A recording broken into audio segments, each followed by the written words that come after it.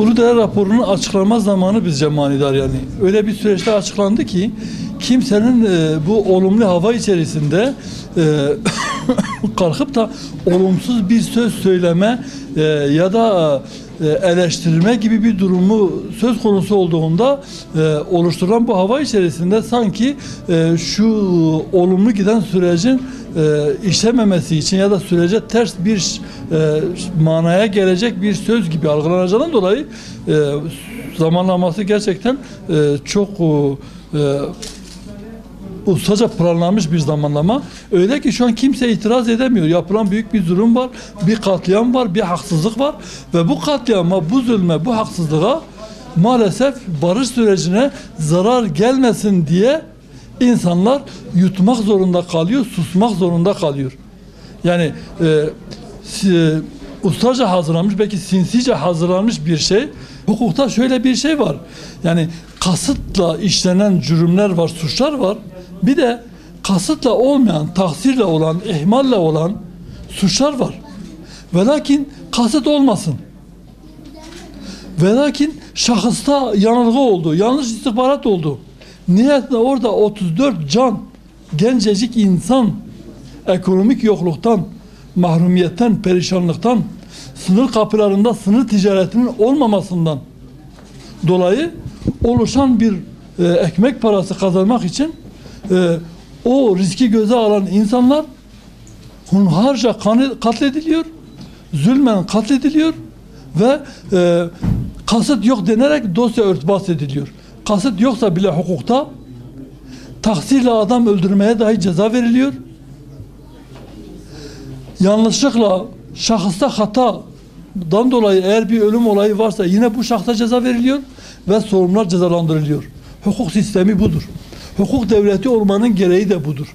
Dolayısıyla eğer hukuk devleti olmanın gereği yerine getirilecekse sorumlular cezalandırılmalıdır. Yapılan devletin 100 yıla yakındır süre gelen, işleye geldiği kendi halkına yönelik yapmış olduğu zulüm ve katliamların nasıl ki daha önce örtüldüyse, nasıl ki Mustafa Muğla'nın yaptığı katliam yıllarca örtbas edildiyse, aynı şekilde bu Roboski katliamı da örtbas edilerek devletin katliamcı, kendi halkına zulmeden yönü bir nevi akla bu şekil raporla AK Parti eliyle aklanması söz konusudur. İsmine ister barış süreci densin, ister başka İmralı süreci densin. Niyetinde barış, sulh gerçekten güzel ve ülkemizin hayrına olacak olan bir girişimdir.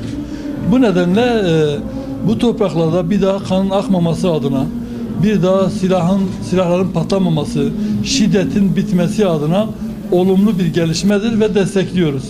Yani bunun muhatabı şiddetin, silahın muhatabı tabii ki şu an PKK'dir ve onun lideridir. Bu noktada şiddetin bitmesi, silahların susması noktasında da yapılan görüşmeleri biz niye şununla yapılıyor, niye bununla yapılmıyor gibi bir şeyde değiliz. Her şey muhatabıyla konuşulur. Şiddet ve silahın muhatabı da örgüt olduğu için örgütle konuşması gayet normal ve doğaldır. Fakat şöyle bir şey var, bir bütün olarak Kürtlerin hakları söz konusu edilecekse eğer, o konuşulacaksa o zaman Kürtlerin örgütlü tüm yapılarının masada olması gerekiyor ve hepsinin bu konuda katkı sunması ve katkılarının alınması gerekiyor. Yani ikili bir şey var. Kürt haklarının siyasi ve kültürel haklarının konuşulması, tartışılması, görüşülmesi ile silahların susturulması, şiddetin bitmesi noktasındaki görüşmeler farklıdır. İki ayrı kulvardır. Dolayısıyla muhatapların karıştırılmaması gerekiyor.